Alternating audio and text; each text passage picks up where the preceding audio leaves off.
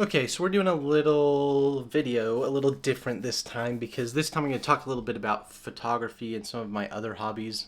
If you have followed me for at least a couple weeks, you know I work at Flux Defense, so I make Flux videos. In the past, I've played a lot of video games. I liked to make videos on video games, but I don't play games as often anymore as I want to because I've just been so busy. And I've had other hobbies come and take chunks out of my time that I would have put towards video games, and it's taken me into different directions. And I still play games, but I do love the other hobbies that I have. And so mainly this video is about my love for photography recently. And I didn't have a camera before last year. Last year I went out and bought my first camera, and it was a used camera off of Facebook Marketplace. No, it was off of our local classifieds here in Utah. And I didn't know exactly what I wanted to do. I just knew that I wanted to try out photography. So what I did was I got a cheap camera, which I was thinking it was cheap, but I did some research. I wanted full frame. Now, whether that matters, the more I know now about photography, I don't think it would have mattered as much if I had a full frame camera back when I got my first camera. But here I will show you was the first camera that I bought to start out. And if you know anything, I know you can't really see it well, but it's a Canon 5D Mark II. So this camera is like 10, 12 years old or something like that. And the way I had heard it explained to me over YouTube is that it doesn't really matter as much within the past like 10, 15 years. If you're getting the top of the line camera of 10 years ago, then you're going to get a really good camera that still can perform well. It's just not what professionals are using today. And considering that this was a new hobby of mine, I was not really considering doing any professional work. So I started with the Canon 5D Mark II, and I had a buddy lend me two lenses that he had, some old EF Canon lenses, which are up here on the shelf, and I'll show you what two lenses I started out with. Alright, so this is the first one. This is a Zeiss 85mm 1.4 lens, and this was what my workhorse for the longest time. I'll show you kind of how it looks on the inside, because this is all manual, and I really only learned to shoot all manual, but oh my goodness, do you see that?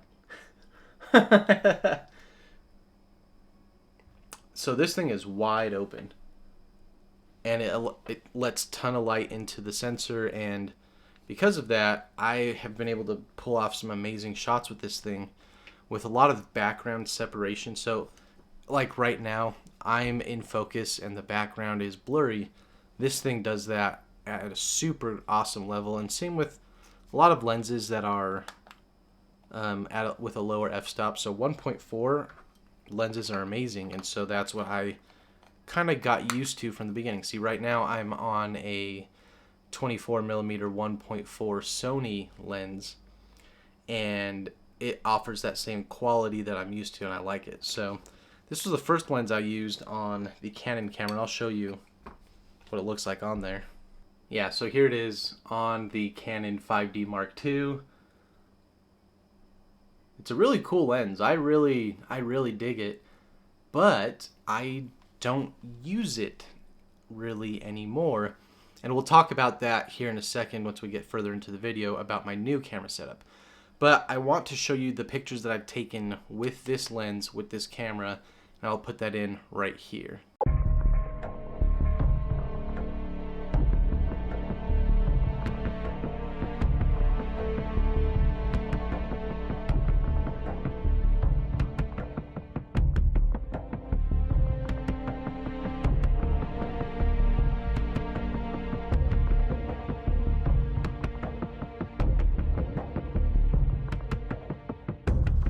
Okay, so that's just a snapshot of the pictures I've taken with that lens and camera setup. I'm going to show you the other lens that my buddy let me borrow, and that is a Canon. It's a 35 millimeter 1.5, I believe, which is kind of funny because I was thinking 1.4. This one's a 1.5. Still, lets a lot of light in. And so I will show you some of the images that I got out of this, because this is actually the lens that I started my higher quality videos on YouTube with. So really not long ago, about a year ago, last summer, I filmed a lot of videos, and this was the lens on this camera. So I will insert that in right here. Welcome to the channel today. Back in early 2018, I was in need of a concealed carry pistol. So now that you've seen the quality of those ones, and honestly, the quality of the video that I got out of the Canon 5D Mark II with that lens compared to what I was doing before is insane. I will roll a little bit of footage in here to show you the difference. Hey guys, if you follow or if you are subscribed, you'll know by now that I like playing video games. I started playing these 5 games last week, and I want to let you know which ones bored me to death and which ones I'm excited to keep on playing. Now, did you see how bad that footage was before? And bad, good, it doesn't matter. I'm happy I made those videos because I didn't have anything of better quality at the time. And so back then I was using this Logitech Brio because it said it had 4K, it could do 4K, and I had a laptop back at that time. And the more I learned about cameras, the more I just couldn't go with this webcam. There was so much noise in low light, and the only times I could film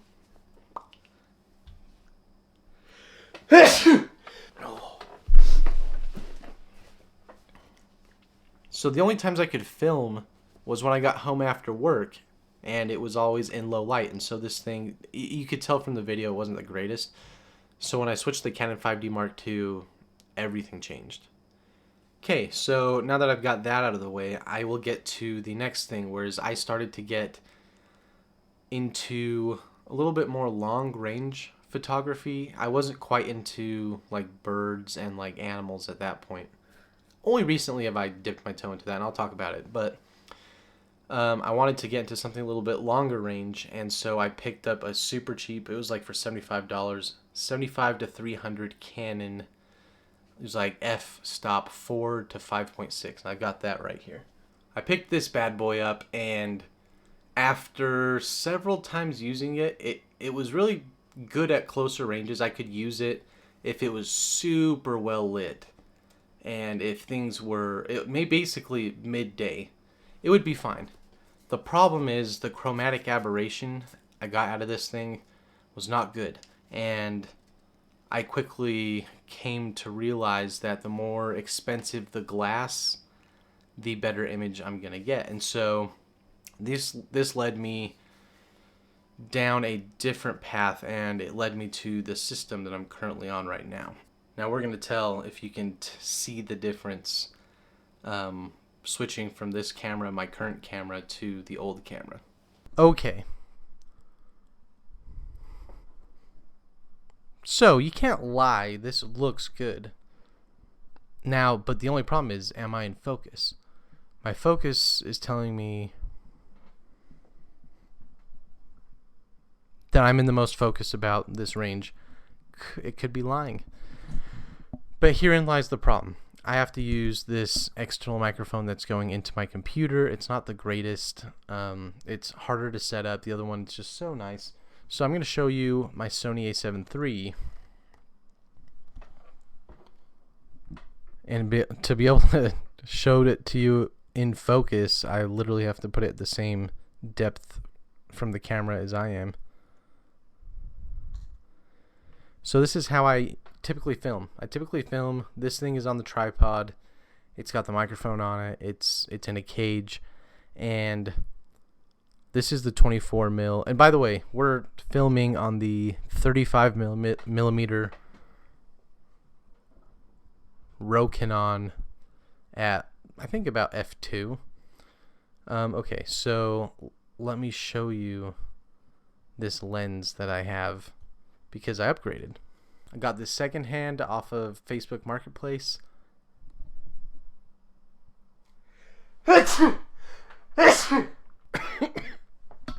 And I'm going to show you what it looks like set up on the Sony a7 III. Okay, so I'll punch in a little bit so you can see. But this is a big setup, but for what I have done with it so far, I'm super pumped on it. Especially because I can carry it around pretty easy with the new backpack clip I got from Peak Designs. I don't carry it like this in the cage. I don't have the microphone on top. And if I haven't already, I'm going to roll in some pictures that I got with this exact setup with the Sony a7 III with the Canon lens. This is using a Sigma MC11 adapter. It's an adapter from E-mount to, well, it's opposite. It's an adapter from EF Canon lens mount to EF Sony mount. Now I had to do that because I don't have any native Sony lenses other than the 24mm G Master, and so this is something like a Frankenstein setup, but it works out just fine. Then I'll switch back over to the Sony a7 III as the main camera because this, I can't do this anymore. I can't not be able to focus. Look at this. The fact that it doesn't have autofocus, it just kills me. Alright, we're back on the new camera because I got so sick and tired of setting my focal distance and not being able to zoom in, show things in focus. If I moved a little bit like this, I'd be out of focus. If I moved a little bit closer, I'd be out of focus. And this system, this does it. This does it for me. Very happy with this setup. Thanks for watching. If you made it this far, cool. I will see you guys in the next one.